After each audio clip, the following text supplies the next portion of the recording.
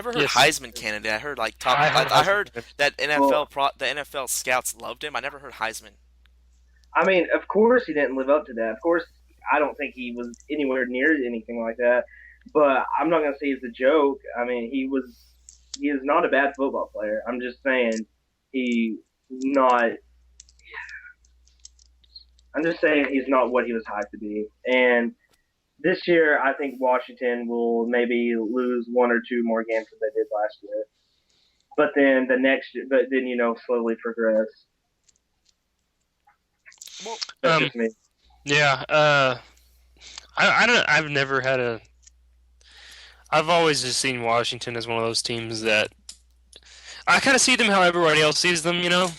Just just another team in the same conference as teams like Oregon and USC and stuff that probably won't ever like unless they get a great coach with a really great recruiting class. Never really. I don't see them ever really doing much. Forget a Cam Newton. well, they were. They used to be up there. They used to be at the top of the Yeah. Pac-12. Well, back in the day. Yeah, but I mean, every team has a fall off.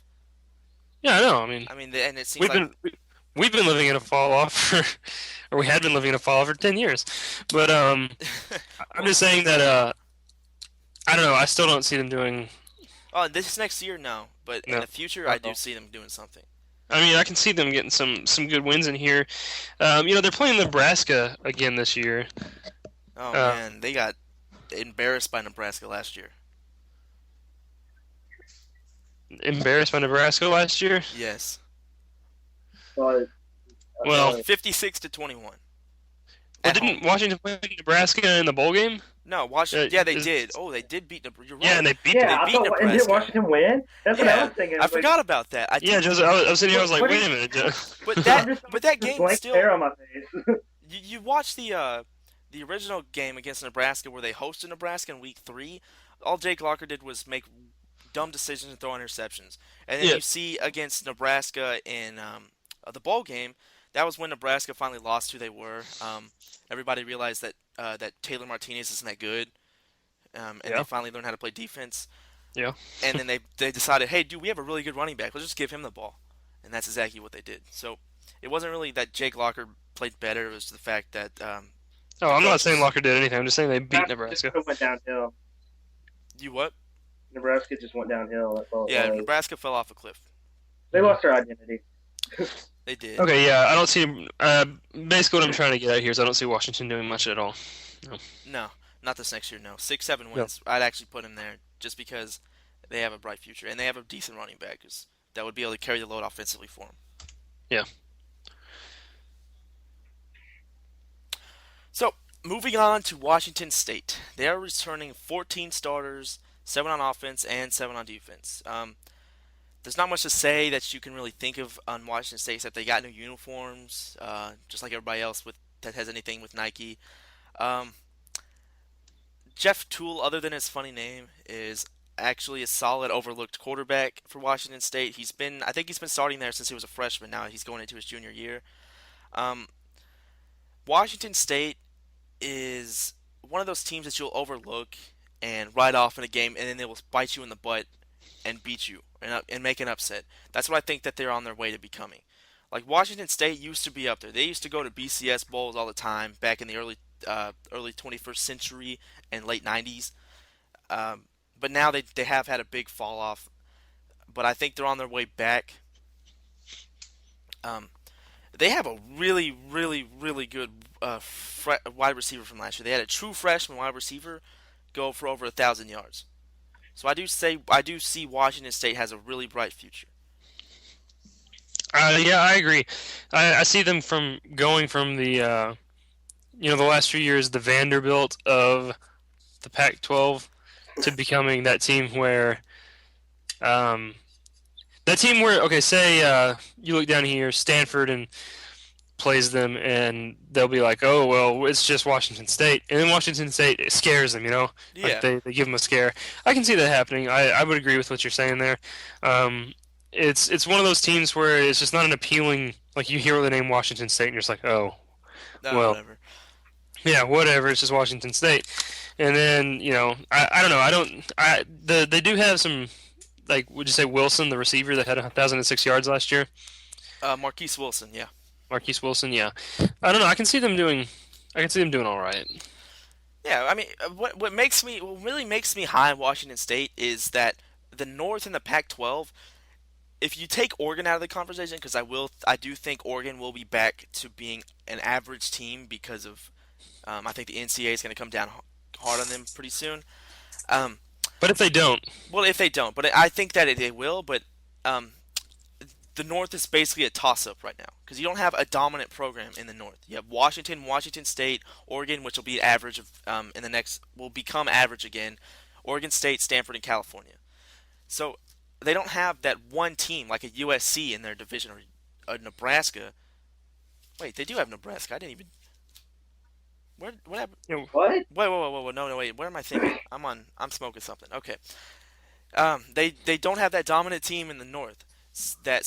For all we know, Washington State could be that team eventually. Uh, I And don't that's know. a, I that's a, can see that's a lot a of recruits. I see a lot of recruits just like going to Oregon. I'm not gonna lie. I see Oregon being the dominant yeah, but team in that conference for years. for all we know, that Oregon has been getting these recruits because they've been doing stuff they shouldn't be doing, and that's what it looks like. Maybe. You never know. It's just kind of a toss-up. Because you don't see a team go from saying that you don't think they're going to do well next year because you think that they're going to get sanctions thrown down on them is kind of a stretch, if you ask me. no. I never said that. I said in the future of the Pac-12 in the North Division, I think Oregon's going to become another average team, which all six programs basically are, and then any one of those teams could come out of there being the front runner or the dominant Okay. program in the North. All right, that makes more sense. But now let's move on to talk about Oregon for this next football season. How about that? That sounds great. Let's do Okay. that. They're returning 13 starters, 6 on offense, 5 on defense. They will be great now, like I said, but then looks like what they've done is gonna put them back where they were a few years ago. Darren Thomas and Michael James will still rack up the numbers and tear through defenses again. I do believe they will win the Pac-12. I'm not sure if they're gonna head back to a national championship, but I do know they're gonna win the Pac-12. I agree. And the only team they have a chance of losing to right now, is Stanford. I mean, and that's the way it's going to be. Yeah, I guess. Yeah, that makes sense. hmm Um, Well, they open the season against LSU. I do think they're gonna get beat by LSU. I do think they're going to get exposed by LSU. I do I, not. I disagree. yeah, I said on the last episode that I think Oregon's going to win that game. Okay, let me say this. All right, you look at when Oregon played Auburn last year. Auburn was a poopy defense. They didn't have a very good defense, but they had time to prepare for Oregon's offense. They had over a month to prepare. LSU has had what? How long has it been? Like 6 months to prepare? I guess you could say to prepare for Oregon's fast-paced offense. And LSU is a much better program defensively all around. Yeah, but look at this. Auburn, they had a great offense, and Oregon didn't have the greatest defense ever. But then they still held Auburn's offense for most of the game. Yeah, you just proved my point. But what I'm saying is, They had time to prepare for this offense, and they were able to slow it down so then substantially. what I'm saying is, Oregon has just as much as a chance of being LSU than LSU has Oregon. They're both having all But the if you time had to prepare. compare defenses, I'm going to give the edge to LSU. Yeah, but then again, I Yeah. don't think LSU's offense is all that good. See, Really? but As long as they have Jordan Jefferson, they're not going to do anything. well, we'll just have to wait and find out for September 3rd at 8 o'clock Eastern time to find out. On ABC. Oh, yes, on ABC whether or not LSU or Oregon will win that game. Okay. We should take bets right now on the record. Take bets. Yes, right now on the record, Chase and Tanner take Oregon. Joseph takes LSU. Yes, I do. Yes. Is part of it the bias against LSU? Do you guys No, think I honestly think Oregon's No, going to. honestly, not. Only because Jordan Jefferson's still their quarterback, and I think If I had a bias against LSU, I wouldn't have said they were going to win 9 or 10 games this year. Yeah, that's true. That's true. Yeah. All I mean, right, well, I do have a bias against LSU, but not when I'm on the show. there you go. Okay, that makes sense. Good job, Chase. Okay. Let's move on to Oregon State. They return 11 starters, 7 on offense, 4 on defense. So their defense is going to be a little shaky this year. Oregon State is Oregon's little brother. For me, there's very little knowledge about the team. But here's one proof that that Oregon State is Oregon's little brother in the state